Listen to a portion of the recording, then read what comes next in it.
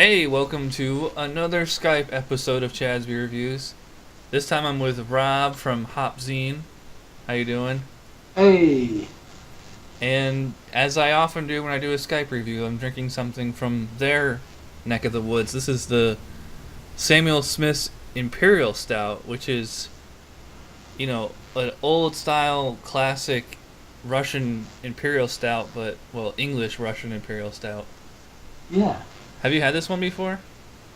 A few times, as I was saying before we came on, I've cooked Irish stew with this quite a few times. Sometimes a lot of recipes say use Guinness, but no, Yeah.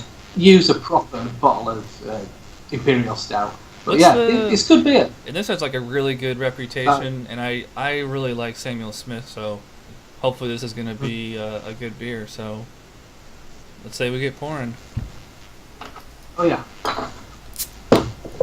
All right, we are back. As you can see, I got 4 fingers of head, and using my Samuel Smith's pint glass for the first time as it was intended to be used. You've got a tulip glass there. yeah. I've just got me a meantime julep glass. I've only got still like half a finger ahead. Yeah, I poured it really aggressively because like with stouts, I do like that like aggressive straight down the middle, so you get like a creamier texture to them. I could smell it when I was pouring it, but smelling it Yeah. now, you get like chocolate, you get kind of like black licorice, almost like a black cherry. What do you get?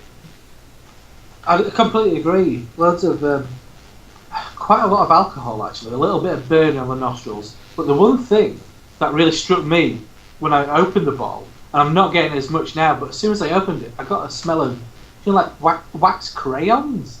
Yeah, ready to dig in here? Oh yeah, Cheers. cheers.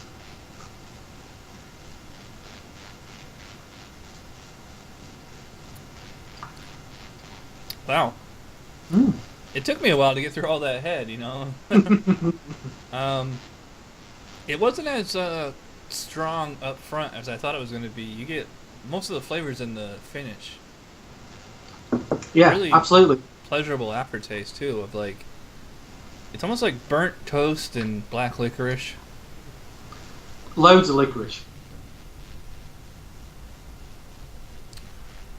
It's just the mouthfeel is.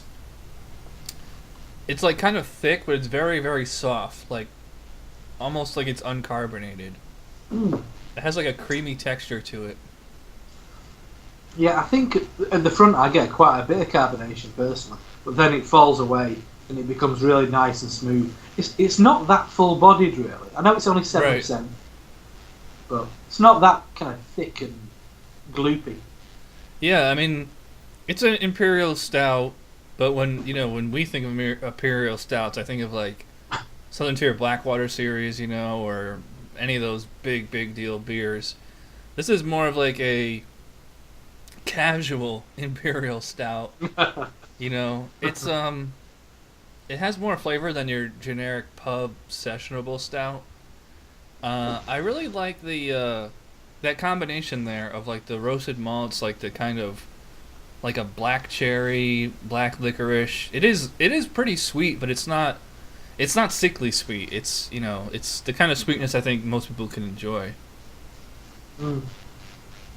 The thing you were saying about the it being quite a drinkable imperial stout at 7%, it's quite respectable really. It Yeah. Sam Smith's isn't a million miles away from me. It's about 30, 40 miles. And Sam Smith's pubs are all over my area. And they do a version of this on draft, which is I think about it's like upper fives, like maybe about 6%. Yeah. This is good, but I think it's basically kind of like their oatmeal stout without the oatmeal. Mm. It's not it's a fairly complex palate, I guess, but I've had, and it's like the intensity of the flavor is, pretty high, but I've had higher. Yeah, of course, yeah. um, I probably wouldn't consider it like an amazing beer. I would Mm. just consider it like a good or very good beer. Yeah. What do you think?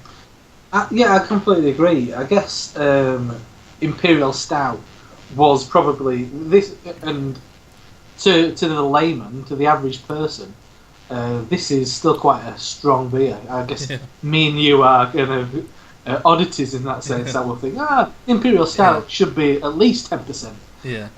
But so I guess when you go higher ABV, you add more malt, you add more. Thing like this can get surpassed as brewing kind of evolves, I guess. But yeah, as you said, very solid and really drinkable. Yeah. Considering it's 7% and it's full of flavour. Are you getting? I'm getting like a slight kind of sour tang in the aftertaste. It's like a real quick, like sharpness, like a sharp cheddar cheese almost. Are you getting Yeah, that?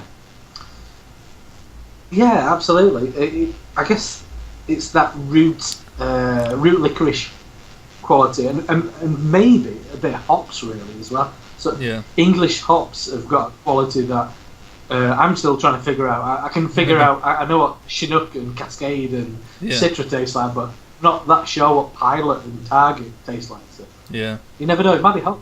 Yeah. Yeah, just to wrap up here, because I got my mind made up. I'm gonna give an 8 out of 10 to the Sam Smith's Imperial Stout. It's very good. It's not quite up there with the more Hall of Fame type beers, but it's better than most anything you're gonna find on the market and real solid. Like I said, a casual Imperial Stout. What do you think? I think I'd agree. 7.5, 8. I think that's a really respectable rating, really, considering what this goes up against. When you talk about Parabola and the Abyss and Yeah. all these kind of monstrous beers and Dark Lord, and this is holding its own. So yeah, a very respectable 8. Yeah. Yeah.